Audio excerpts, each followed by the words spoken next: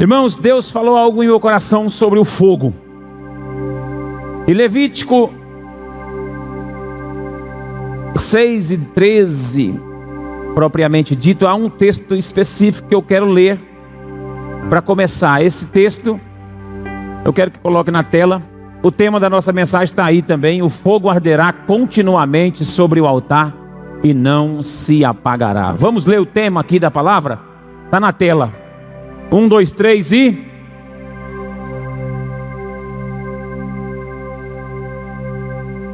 e não se apaga. Amém? E o que faz o fogo acender? Quando o fogo tá só aquela chaminha, quando você está acendendo um fogo e ele não está querendo pegar, o que você faz para ajudar ele? Então, que o Senhor possa soprar o vento dele para acender a chama, o fogo de Deus na sua vida. Amém? Que venha o vento do Espírito dos quatro cantos e sopra sobre nós, para que o fogo do Senhor venha ser uma realidade. Deus inclinou meu coração para ministrar uma palavra a respeito do fogo. E o texto de Levítico é isso que diz: o fogo arderá continuamente sobre o altar. Veja bem que aqui nessa palavra, nesse contexto, ou seja, nesse texto específico, tirado de Levítico, tem dois elementos: o fogo e o altar. E é bom a gente entender que a Bíblia trata especificamente disso. A palavra fogo,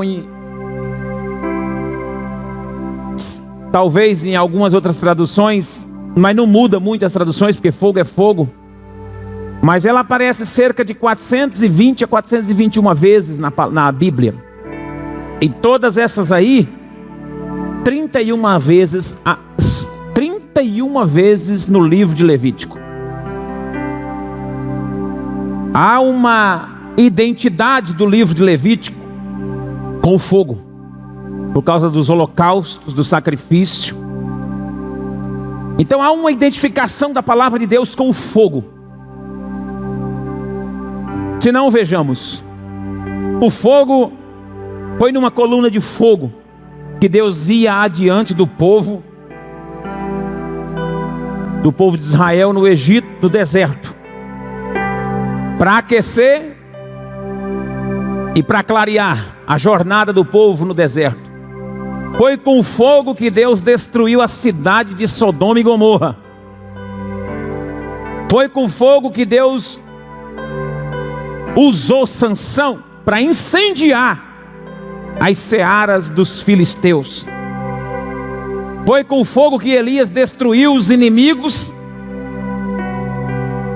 E foi com fogo que Deus respondeu Elias para queimar o holocausto e possibilitou o profeta matar os inimigos e os profetas de Baal. Foi com tochas de fogo que Gideão derrotou o exército midianitas. Foi com fogo que Deus recebeu o holocausto no Monte Carmelo.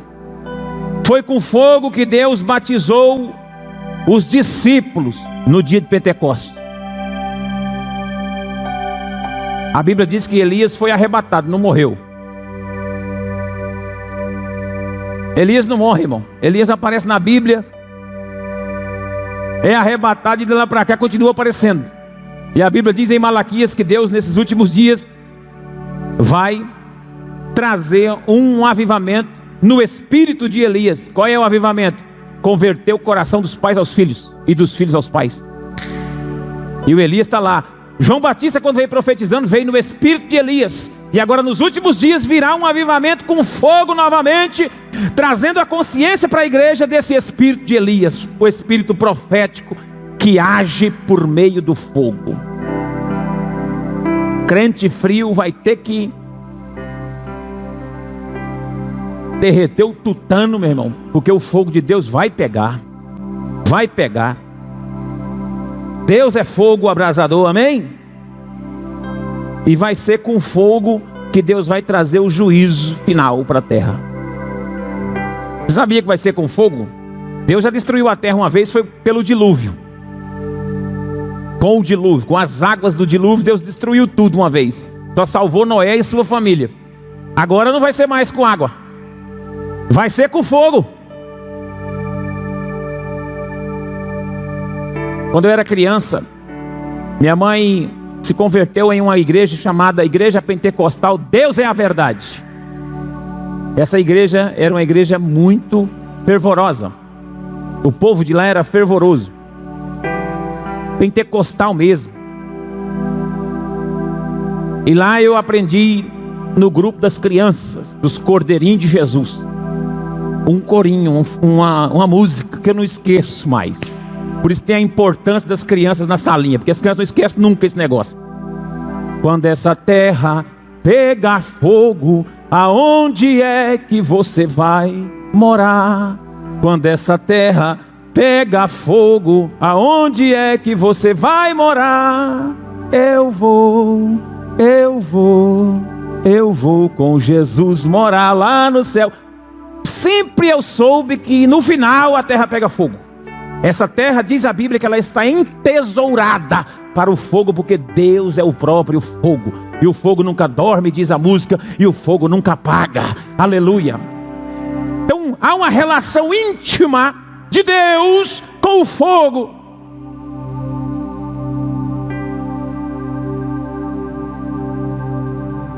E a palavra de Deus diz que o fogo arderá continuamente sobre o altar e não se apagará. Se a palavra fogo aparece cerca de 400 e algumas vezes na Bíblia, a palavra altar também aparece muito. Aparece cerca de 320 vezes. E ela é muito relevante, é muito importante. E para ministrar essa palavra eu preciso falar dessa consciência bíblica, que a expressão fogo e a expressão altar, e a relevância dela na Bíblia. A Bíblia diz que Abel fez um altar e ofereceu uma oferta ao Senhor. A Bíblia diz que Noé, quando saiu da arca, ao sair da arca, levantou um altar para Deus e sacrificou. A Bíblia diz que Abraão fez um altar, inclusive um para sacrificar o seu filho.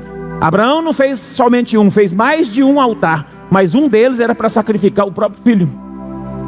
Jacó tinha um altar, Moisés tinha um altar diante de Deus, Josué tinha um altar diante de Deus, Arão, Gideão, Samuel, Davi, Salomão, Neemias, Esdras, Zorobabel, todos eles, quando voltaram do cativeiro babilônico, todos eles ergueram um altar para Deus. Então há uma relação íntima entre o fogo e o altar. E a Bíblia diz que o fogo arderá continuamente sobre o altar e não se apagará. Irmãos, e é interessante o altar. Na Bíblia você vai encontrar 3 tipos de altar: o altar de pedra, o altar de bronze e o altar de ouro. O altar de pedra, de bronze e de ouro. O altar de ouro é o altar do incenso. O altar de pedra, só especificamente de forma rápida e prática, o altar de pedra é aquele altar que era levantado. E tem uma referência que eu anotei aqui sobre o altar de pedra, que é em Êxodo, no capítulo 20. Não, Josué, no capítulo 8, verso 30, diz assim: então Josué edificou um altar ao Senhor, o Deus de Israel, no monte Ebal, como Moisés, servo do Senhor, havia ordenado aos filhos de Israel, segundo o que está escrito no livro da lei de Moisés, a saber, um altar de pedras toscas, que não tinham sido trabalhadas com instrumentos de ferro. Sobre esse altar ofereceu um holocausto ao Senhor e apresentava ofertas pacíficas. O 30 e o 31, a Bíblia diz que Josué ergueu um altar de pedras, e faz referência sobre pedras toscas, que ainda não tinham sido trabalhadas com ferro. não tinham sido modeladas, quebradas, as quinas, ajeitadas. As pedras eram do mesmo formato que elas foram encontradas, foram colocadas, encaixadas no altar, sem passar por nenhuma deformação, sem ter o contato com a ferramenta. Esse altar de pedra quer falar a respeito de um sacrifício que nós devemos oferecer a Deus sem atrito. Quando você vem ofertar quando você vem trazer a sua oferta, quando você vem trazer algo para Deus, você tem que sondar o seu coração e perceber: será que eu não estou em atrito? Será que a pedra do holocausto, ela não passou por alguma deturpação, deformação? Ela foi manuseada pela ferramenta, porque o ferro tem a ver com a questão do atrito, do confronto. O ferro fala do confronto. E esse altar de pedras, ele é realmente para tratar essa questão do confronto, do conflito, do atrito. Porque às vezes nós estamos sacrificando debaixo de confronto, debaixo de conflito, debaixo de atrito. E não pode haver atrito para que Deus possa receber a sua oferta nesse altar de pedras. As pedras têm que ser puras, limpas, toscas, sem ter contato com a ferragem. Quem me entende aqui, dá uma glória a Deus. O altar de bronze o primeiro. No tabernáculo havia as portas, e quando os sacerdotes entravam para oferecer os holocaustos, já havia uma espécie de um altar, como uma bacia, algo feito de bronze ali, que era para justamente fazer a matança do animal, o sacrifício, o holocausto. E o bronze tem a ver com essa morte, com esse holocausto. O derramar no altar de bronze. E o altar do incenso, que era o altar de ouro, né? E esse altar de ouro não tem morte. Esse altar de ouro é diferente dos outros. Não tem morte, não tem sacrifício. Ali em cima dele tem ofertas para se oferecer sobre purificação, porque o ouro vai falar da pureza. O ouro vai falar da pureza. Então, nesse altar do incenso, inclusive os sacerdotes e o sumo sacerdote, que era responsável para levar as ofertas pacíficas das pessoas, o próprio sumo sacerdote era obrigado a passar por esse altar para purificar primeiro, para depois ele ir no Santíssimo Lugar e entregar as ofertas que os irmãos faziam anualmente. Para que ele fosse encontrado também puro e digno de entrar dentro do Santíssimo, ele tinha que passar pelo altar do ouro, altar do incenso. Outra hora a gente conversa mais sobre o altar. É só para dizer da relevância, da importância que o altar e o fogo têm, e dessa sintonia que Deus quer desenvolver e trazer para nós como revelação da palavra de Deus. Amém, igreja?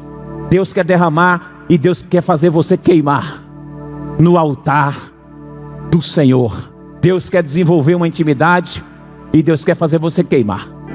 Na verdade, você é essa oferta ao Senhor. E você deve queimar no altar da pedra, no altar do bronze e no altar do ouro, na presença de Deus. Nós somos a oferta para o Senhor. Nós somos o culto ao Senhor. Então há uma íntima ligação entre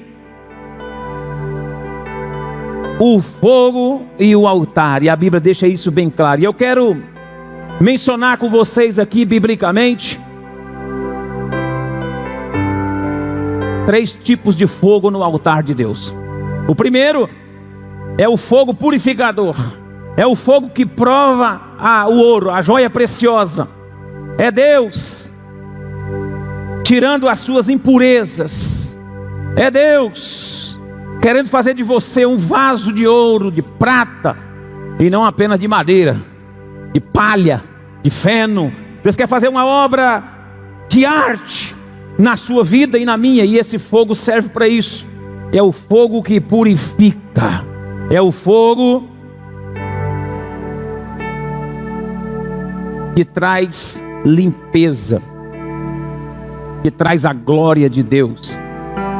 É esse fogo que Deus quer fazer e trazer sobre nós. E eu tenho plena convicção do que Deus quer fazer. E eu tenho um texto para compartilhar com vocês que está no Novo Testamento, porque senão você vai pensar que isso está ligado ao Velho Testamento e não está. Vamos agora abrir o texto que eu quero ministrar a respeito do fogo. Uma parte do que eu quero falar está em Lucas capítulo 12. Abre aí para você ver.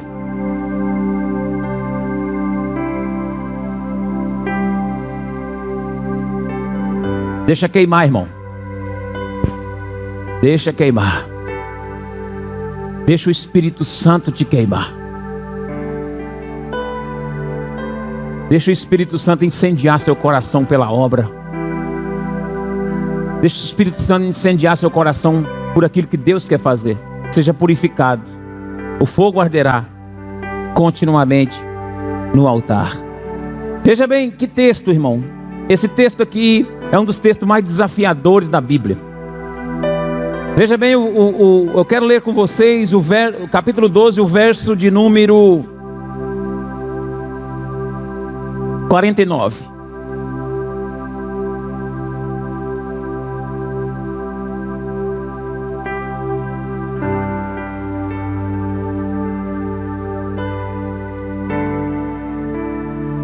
Eu gostaria que você achasse a tradução ACF.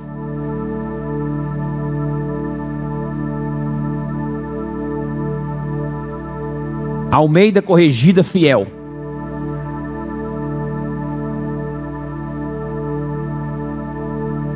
Vamos ler nessa. Não é essa ainda, mas pode ser, né? Isso, essa aí. Vim lançar. Isso é Jesus falando, irmão. Presta atenção. Isso aqui não é coisa de Velho Testamento, não. Eu só dei um pano de fundo do Velho Testamento para provar que há uma base bíblica, teológica, fundamento sobrando para aquilo que Deus quer fazer como fogo no meio do povo de Deus. Há uma íntima relação de Deus com o fogo, com o altar e com a igreja. Vim lançar fogo na terra. E o que mais quero? Se já está aceso.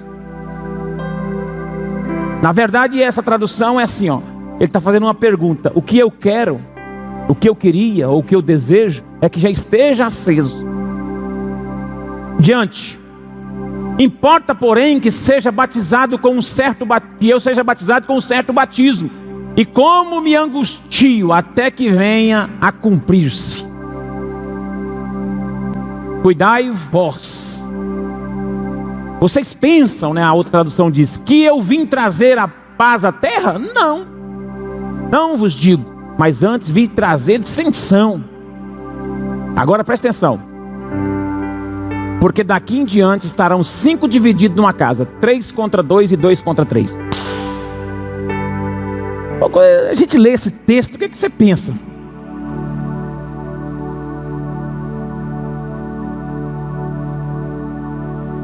Quando Jesus fala isso aqui, o que você pensa? Podemos ler na minha tradução também, para não ficar só nessa aí. Diz assim, ó, eu vim trazer fogo sobre a terra. Bem quisera eu que já estivesseis a queimar ou a arder. Tenho, porém, um batismo com o qual hei de ser batizado. E quanto me angustio até que ele chegue, até que ele se realize. Supondes vocês que vim trazer paz à terra? Não, vou-lo afirmo antes, vim trazer divisão. Porque daqui em diante estarão 5 divididos numa casa, 3 contra 2 e 2 contra 3. Estarão divididos pai contra filho, filho contra pai, mãe contra filha e filha contra mãe, sogra contra nora e nora contra sogra. Irmãos, deixa eu lhe dizer uma coisa, há um batismo de fogo que a terra está experimentando e a igreja precisa acordar. Jesus disse que há um batismo de fogo que ele está para participar. Os irmãos interpretaram o texto. Olha lá de novo, verso 50. Tenho, porém, um batismo com o qual hei de ser batizado, e quanto me angustio até que ele se realize. Jesus está falando da cruz. Jesus está falando do batismo do fogo, do teste, da prova, que Ele irá passar. O crente precisa queimar a ponto de estar pronto. E o queimar de Deus na terra, irmão, eu sinto muito em dizer a vocês que o batismo com fogo é esse experimentar de Deus que nós estamos passando. É esse teste que a igreja está enfrentando. Esse é o batismo com fogo. Quando a Bíblia menciona que o batismo com fogo lá em Pentecostes, e João diz também: eu batizo com água, mas vem vindo um após mim, que eu não sou digno de desatar a sandália dos seus pés, ele batizará com o Espírito Santo e com fogo. O João está afirmando de um batismo que é um machado posto à raiz das árvores. Irmão, já leram o texto e o contexto lá? Esse batismo com fogo, quando João termina de falar desse batismo com fogo, ele está falando: e o machado já está posto à raiz das árvores. Presta atenção, porque durante muito tempo as pessoas confundem muito a questão da exaltação, do misticismo religioso, achando que o batismo com fogo é quando o crente está num culto público, nada. Isso aí, irmão, isso é experiência de crente queimando. Sim, na presença do Espírito, uma das evidências e uma das formas de se alegrar na presença de Deus, e uma das formas de queimar na presença de Deus é também o fogo. Essa experiência, esse batismo com fogo, ele te dá essa experiência, mas te dá a experiência de você entrar num êxtase espiritual, mas não perder o propósito quando a prova do fogo chegar, porque nós passaremos por esse batismo de purificação, que é o fogo queimando até ficar pronto. Quer ver que os irmãos não vai querer o batismo?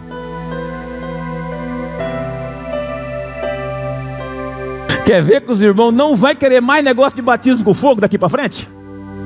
Porque estava pensando que o batismo com fogo era só rodar num pé só. Tem gente que chega assim, ó.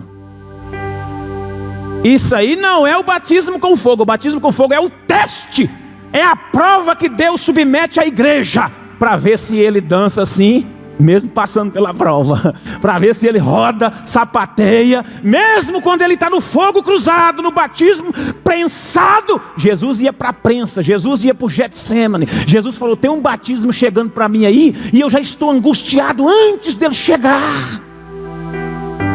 É quando se descobre um diagnóstico, é quando é pressionado a tomar decisões, é quando você está sendo surrupiado, vilipendiado, amargurado, entristecido, é quando você está sendo caçado, perseguido, é quando você está sendo pressionado para largar a fé e não larga, é quando você decide dizer assim: olha, eu estou aqui e morro por essa causa, e mesmo morrendo não abandono o meu Senhor. Os apóstolos, os discípulos de Jesus, do primeiro, segundo, terceiro século da era cristã, todos eles foram batizados com o mesmo batismo de Jesus. Eles morreram como mártires nessa história. Eles foram colocados, jogados em tacho de óleo, de gordura fervendo, como João. João foi isolado na ilha de Pátimo. Você já viu, nós estamos reclamando do isolamento? Eu mesmo já reclamei. Um dia eu fui reclamar do isolamento para Deus. Sabe o que Deus falou para mim? E João, com quase 100 anos isolado na ilha de Pátimo, e ninguém podia pegar, porque ele foi, segundo a história dos livros judaicos, João foi jogado num tacho de gordura fervendo e escapou de forma milagrosa. Foi ilhado, isolado numa ilha. O apóstolo já velho, colocado no teste do fogo.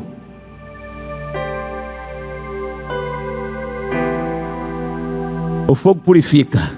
Você pode ficar tranquilo, você é salvo, você é de Jesus, você vai chegar no final bonzinho. Ah, eu não quero esse não tem negócio de querer. O fogo vai queimar continuamente no altar. Ele pega, ele vai queimar e vem queimando. Ele já está queimando você. De vez em quando você tenta escapar, mas não tem como escapar. Você tem que mergulhar. Sabe por quê? Eu descobri uma coisa interessante na palavra, que nós precisamos nos acostumar com o fogo. Nós precisamos ser crentes do fogo.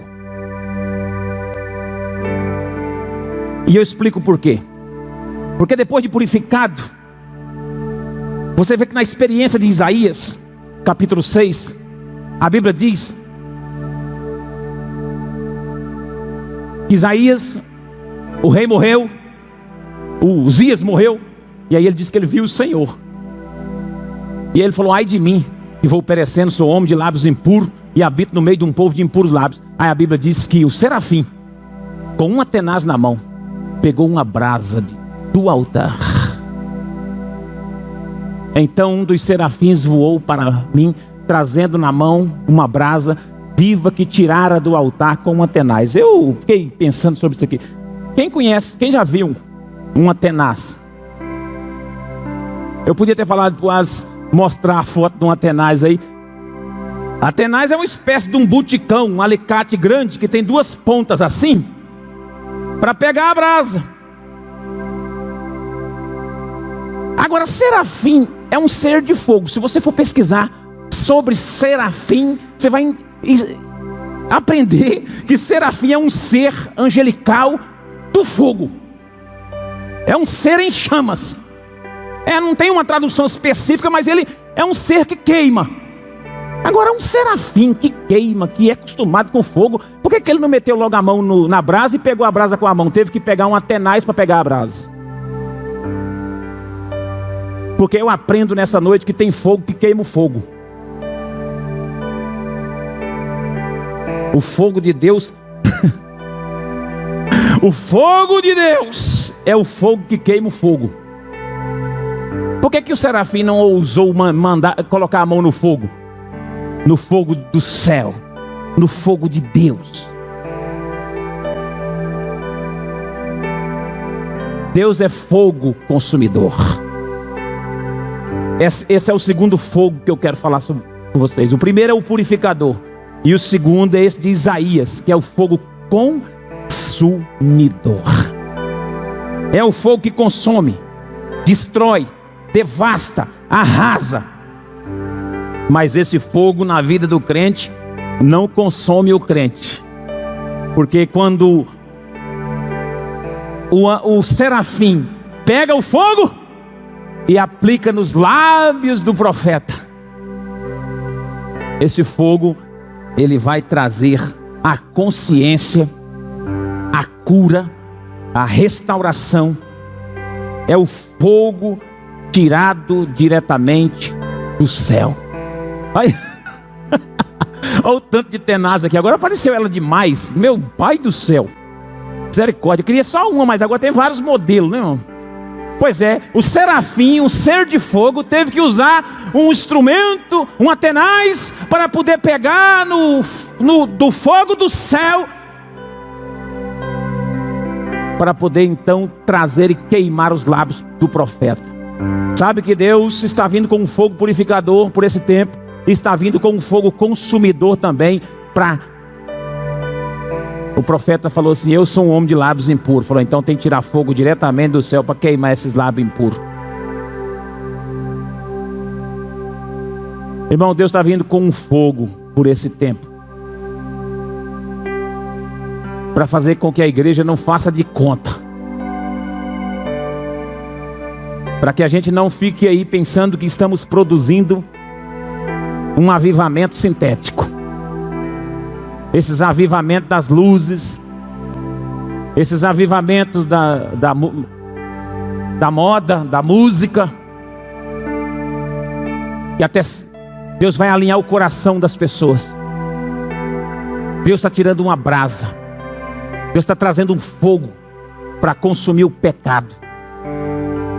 Deus está tendo esse fogo, e se precisar trabalhar e aprovar mesmo, Ele vai esquentar mais ainda, porque Deus é fogo, e Ele está consumindo toda a doença, todos os problemas, enfermidade, tristeza, depressão, os inimigos, os demônios, as lutas dessa vida. E Deus também está alinhando e limpando e consumindo com esse pecado gerado até mesmo dentro do próprio povo de Deus. Pecado da língua grande, da fofoca, igual o profeta era. O profeta era mais fofoqueiro do que profeta, sabia? Isaías era mais fofoqueiro do que profeta. Porque o profeta, quando ele não está alinhado com o fogo e não está queimado, ele se torna um fofoqueiro gospel.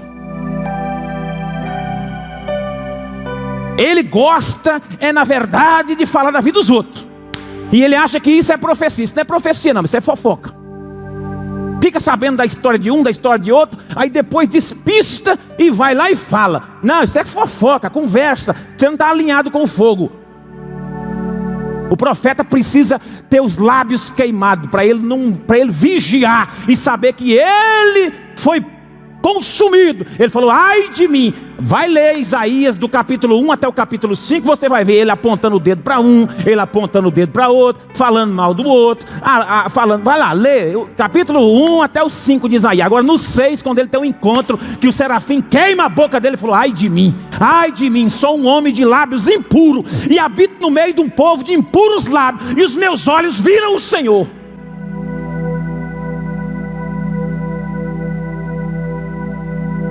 Você quer ser profeta do fogo? Deixa o fogo te queimar. Queremos ser uma igreja do fogo? Deixa o fogo nos queimar. Pastor, mas o fogo queima mesmo? Queima, irmão. Isso é um batismo que até Jesus estava angustiado. Você pensou que eu ia fazer o que aqui hoje, quando eu li o texto? Eu vi um monte de gente dando glória quando eu falei: o fogo arderá continuamente sobre o altar, não se apagará. Oh, glória a Deus, aleluia. Você pensou que eu ia falar o que aqui hoje? O batismo que Jesus estava angustiado. Jesus falou assim: eu hei de passar por esse batismo, mas eu já estou angustiado. Era o batismo do fogo. É o batismo que purifica, é o batismo que consome, e é o batismo que, por último, traz um avivamento, o fogo do avivamento. Abacuque, capítulo de número 3, o profeta, já ministrei várias vezes sobre Abacuque aqui, é 3 capítulos só. Abacuque vê o pecado do povo, Abacuque constata a injustiça que eles estavam vivendo, semelhante a esse tempo nosso. E aí quando Abacuque vai para o capítulo 3, que ele tem uma experiência com Deus, Abacuque vai dizer: aviva, ó Senhor, a tua obra. Abre 3:12 de Abacuque, vê se é.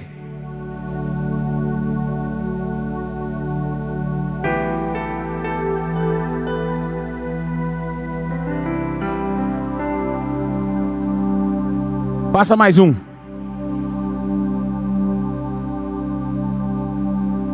Volta no 10, irmão. Ô, irmã. Acha para mim o texto aí.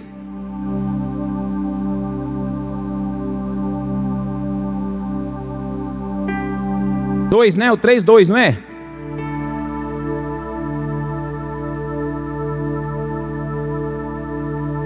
Senão nós vamos ler o capítulo 3 inteiro. É 3:2, né? Coloca a partir do 2 então. Tenho ouvido, ó Senhor, as tuas declarações e me sinto alarmado. Aviva a tua obra, ó Senhor, no decorrer dos anos, e no decurso dos anos faze-a conhecida. Na tua ira, lembra-te da misericórdia. Espera aí, na tua ira, essa ira aqui já é o batismo com fogo. Abacuque está falando de uma época em que as nações, os governos da Síria, eles estavam pressionando o povo de Deus. E lá na época, a injustiça compensava. E Abacuque quase entrou em crise por causa disso. O fogo cruzado, o povo morrendo, sofrendo. E Abacuque então falou: olha, eu ouvi as tuas declarações e temi. Aviva a tua obra. Continua.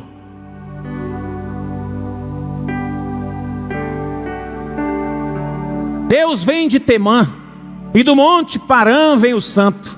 A sua glória cobre os céus e a terra se enche do seu louvor. O seu resplendor é como a luz raios brilham da sua mão, e ali está velado o seu poder. Adiante dele vai a peste, e a pestilência segue os seus passos. Ele para e faz tremer a terra, olha e sacode as nações. Esmigalham-se os montes primitivos, os outeiros eternos se abatem. Os caminhos de Deus são eternos. Vejo as tendas de Cusã em aflição, os acampamentos da terra de Midian tremem. Acaso é contra os rios, Senhor, que o Senhor está irado? É contra os ribeiros a tua ira, ou contra o mar o teu furor, já que andas montado nos teus cavalos, nos teus carros da vitória? Tiras a descoberto o teu arco, e farta está a tua aljava de flechas. Tu fendes a terra com os teus rios. Os montes te veem e se contorcem. Passam os torrentes de água. As profundezas do mar fazem ouvir a sua voz e levantam bem alto as suas mãos. O sol e a lua param nas suas moradas, ao resplandecer a sua luz, a luz das tuas flechas sibilantes, ao fulgor do relâmpago da tua lança. Na tua indignação marchas pela terra, na tua ira calcas os pés das nações. Tu sais para salvamento do teu povo, aleluia, para salvar o teu ungido. Feres o telhado da casa do perverso, e enche e descobre de todo o fundamento. Traspassas a cabeça dos guerreiros dos inimigos com as suas próprias lanças, os quais como tempestades avançam para me destruir. Regozijam-se como se estivessem para devorar o pobre e as ocultas. Marchas com os teus cavalos pelo mar, pela massa das grandes águas. Ouvi e o meu íntimo se comoveu à sua voz. Tremeram os meus lábios, entrou a podridão nos meus ossos, e os joelhos me vacilaram. Pois em silêncio devo esperar o dia da angústia que virá contra o povo que nos acomete. Ainda que a figueira não floresça. Abacuque está profetizando os dias do fogo que ele vivenciou. Os dias de um batismo com fogo sobre a nação, e ele era profeta. E ele falou tudo isso debaixo de uma ira de Deus, porque o povo se desviava. Só que a igreja estava incluída no meio disso. A igreja é a primeira a experimentar o fogo de Deus. E aí ele disse: ainda que a figueira não floresça, nem haja fruto na vide, o produto da oliveira minta, e nos campos não produza mantimento, as ovelhas sejam arrebatadas do aprisco, e nos currais não haja gado, todavia eu me alegrarei.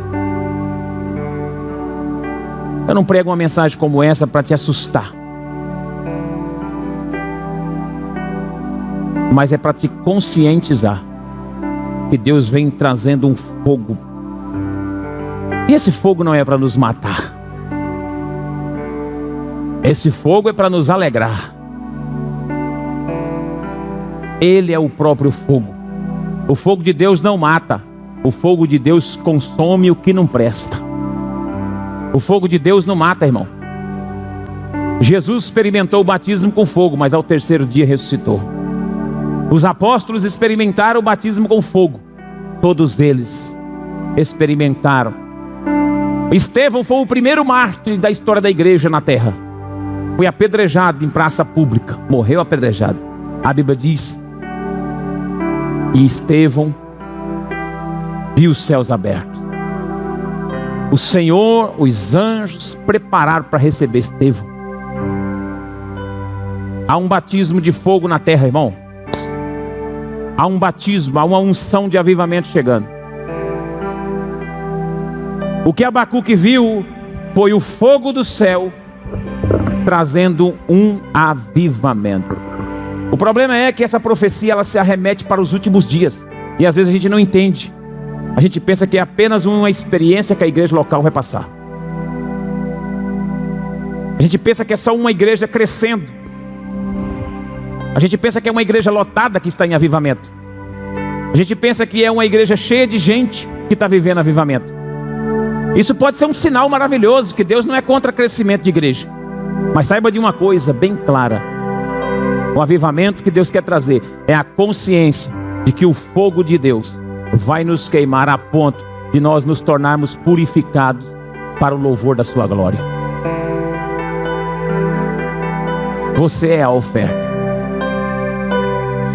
Você já se dispôs a ser isso. Você está no altar de Deus.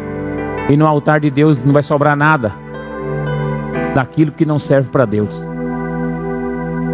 Sabe que no altar nesse altar do bronze, onde sacrificava o animal, na entrada do tabernáculo, não podia sobrar nada. Só a cinza. Não podia ficar nem um pedacinho do animal. Porque se entendia que Deus não estava recebendo.